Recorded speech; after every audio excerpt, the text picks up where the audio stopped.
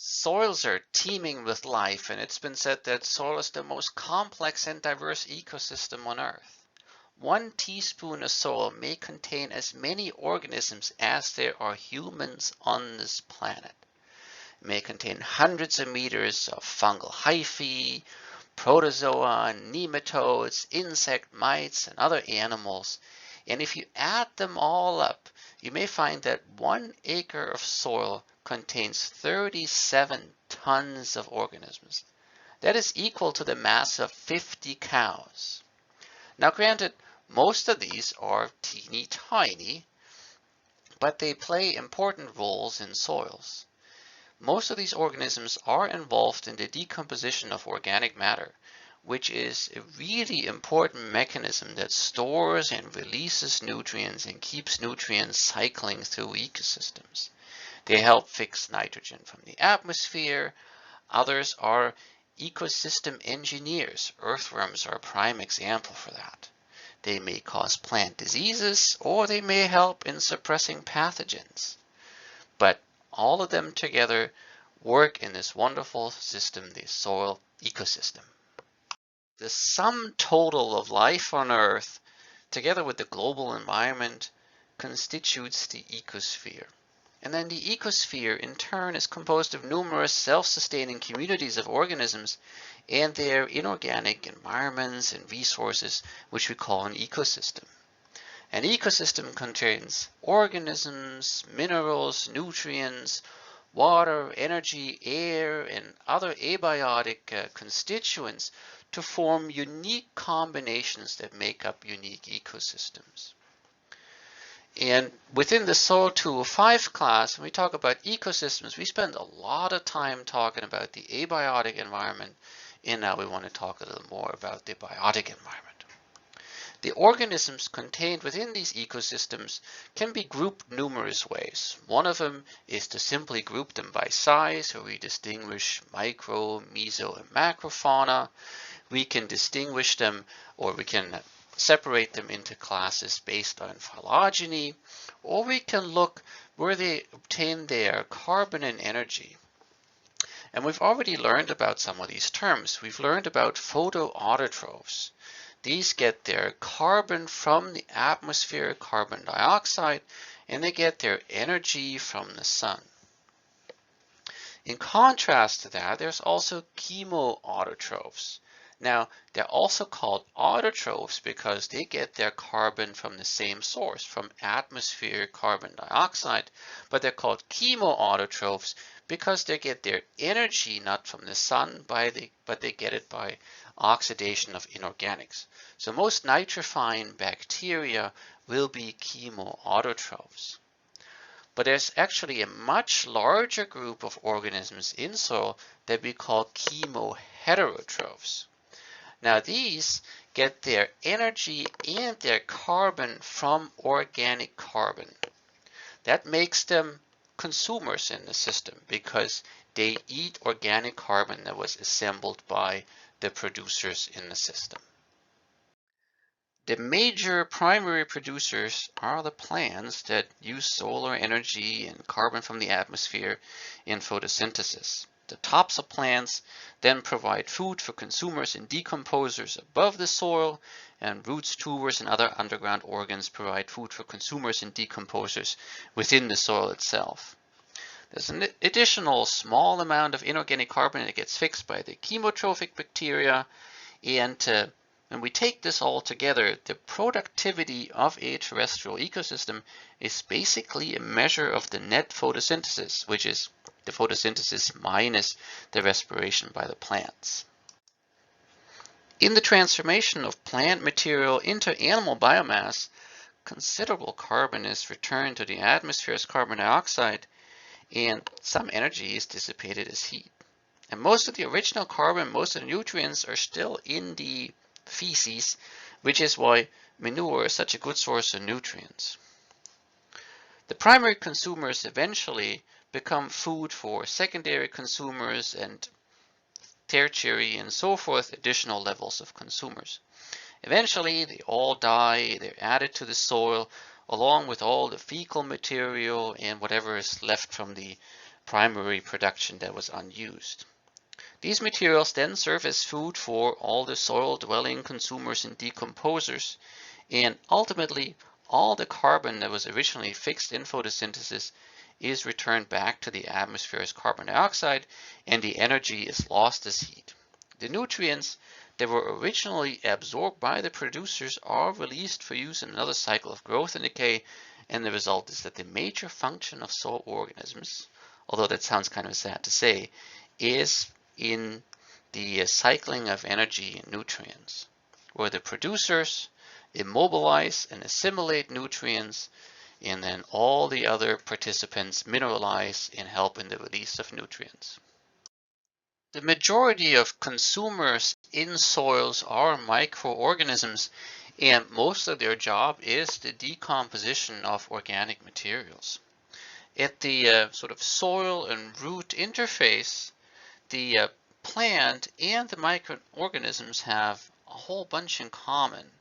Both of them absorb the soluble nutrients from the same soil solution and use energy to accumulate these nutrients against the concentration gradient. So diffusion will play a big role in how the nutrients get to both of them.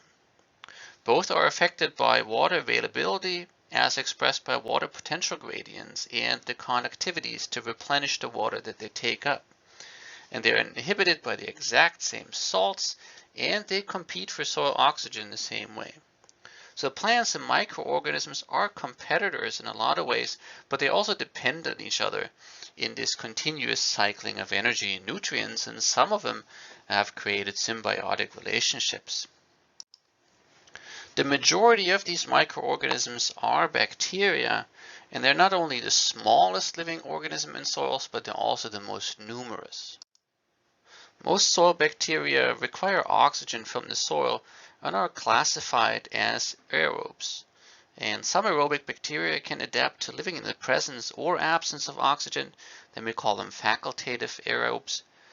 But other bacteria cannot live in the presence of oxygen at all, and then they're anaerobes.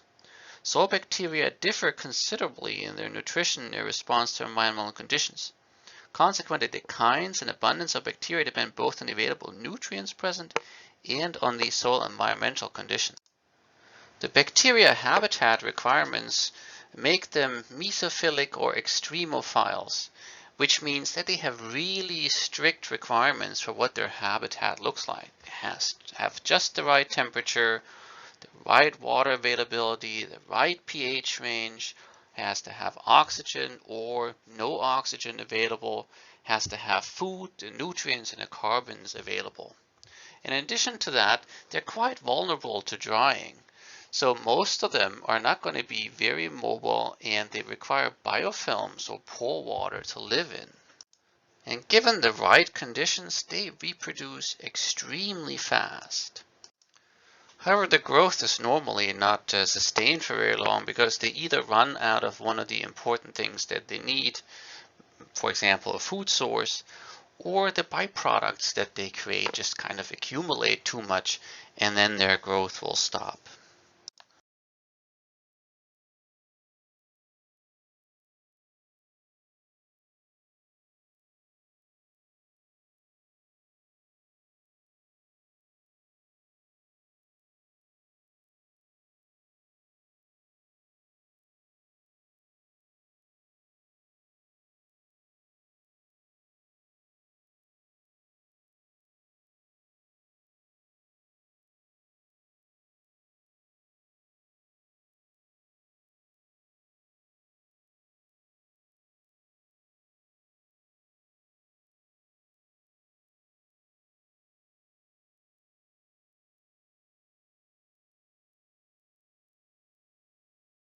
The other really important microorganisms are fungi, and these are all heterotrophs that vary tremendously in their size and structure. The individual threads that they produce after they've reproduced from spores are called hyphae, and all of the hyphae taken together, we call them mycelium. And the mycelium is the working structure that absorbs nutrients, continues to grow, and eventually produces special hyphae that produce reproductive spores like the one that you see here in the picture.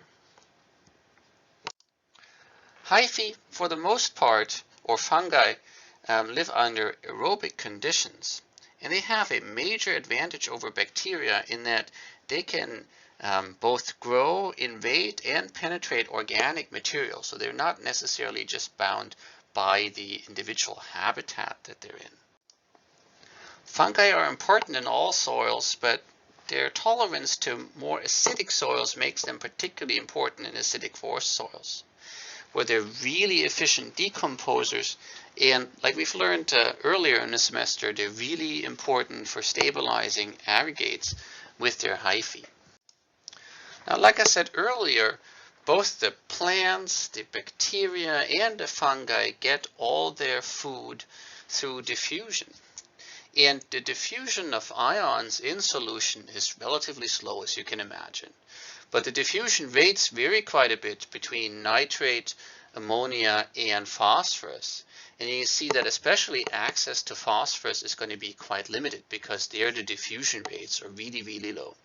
And fungi play a large role in enabling plants access to all these nutrients, and especially phosphorus, by forming a symbiotic relationship by which sugars are more or less exchanged for nutrients.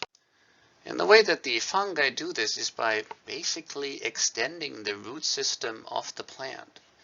The root system of a plant will normally be in the order of maybe 100 meters per square meter of soil, and fungi can greatly, exponentially expand the soil volume that is explored with the hyphae, and not just volume-wise, but bring the diffusion lengths down to where the distance that an ion has to travel to enter a fungi are much, much, much shorter than what it would be with just the plant roots alone. So fungi and bacteria in soils function mostly as decomposers. They help break down organic materials. As they eat it, they accumulate some of this organic material in their own biomass, which is a mechanism for immobilizing or retaining nutrients in soils. And as they eat stuff and poop it back out, they also transform organic compounds and make them available to other organisms in the food chain. These bacteria in particular sometimes produce glues which help bind aggregates together, so they improve soil structure that way. And fungal hyphae, as we've learned previously, also physically bind aggregates together.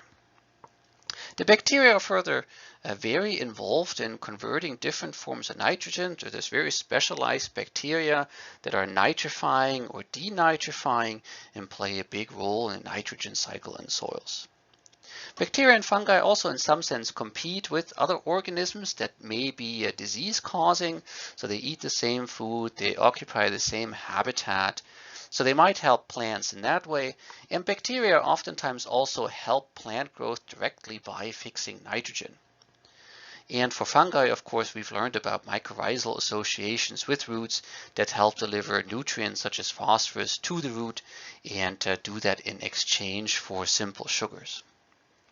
So in addition to the fungi and bacteria, we also have things like nematodes and arthropods in the system, and they can function in a number of different ways. They can be pathogens or parasites where they eat plant parts and weaken plant structures and cause disease. So in Idaho, we're really concerned about the potato nematodes, for example. But they don't all have to be bad. So nematodes, together with some of the other protozoa, also function as grazers. So they eat bacteria and fungi, are really important for keeping the whole food web alive and re-releasing plant-available nitrogen. And lastly, we also have the little earthworm that functions mostly as a shredder in the system, meaning they help break down residue, make it available for bacteria and fungi. They also move things around. So they're in there as they're moving through the soil, they're leaving behind their cast, they're lining earthworm channels, and thereby mix the soil and help the food web by providing resources in that sense.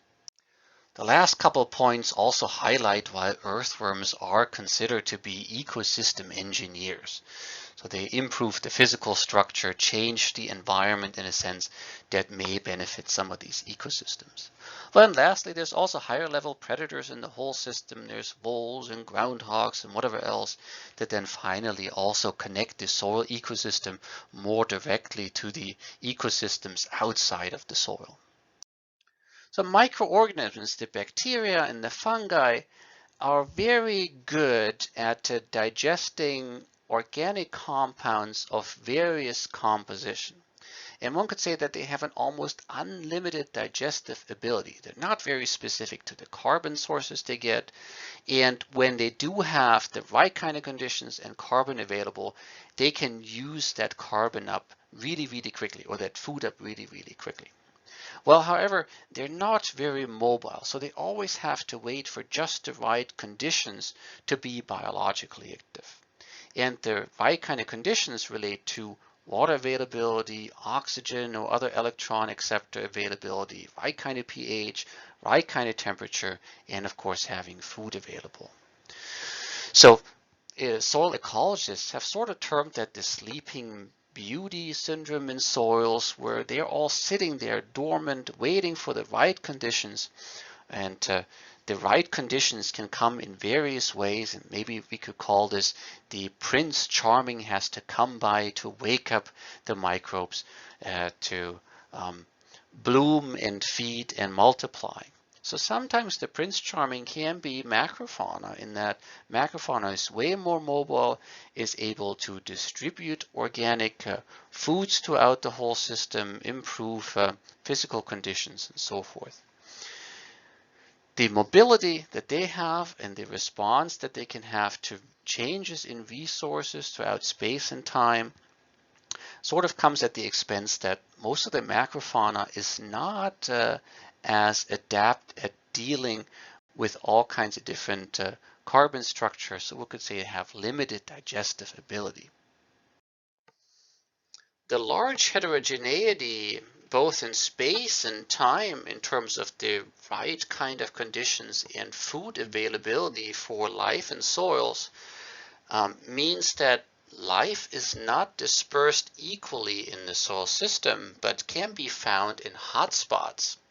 So some of these hotspots are close to the food source, like in the case of the rhizosphere, where food is or microbial life is concentrated around the root zone.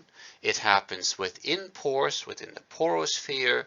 It is sometimes concentrated within individual aggregates, which the aggregate itself may not only contain the food, but also is a way of protecting life from predators, because you need to have a certain size to be able to enter the aggregate sphere. Life can be concentrated around the burrows of earthworms, because their casts and their linings are enriched in nutrients. And of course, the detriosphere is where the original organic material from the biomass by plants is being dropped and has a zone where food is relatively available. The end result, though, is that, well, 90% of the soil is more or less not devoid of life, but at least dormant in terms of biological activity, and only about 10% of the soil sees some active biological activity, at least as long as food and the right kind of conditions are lasting.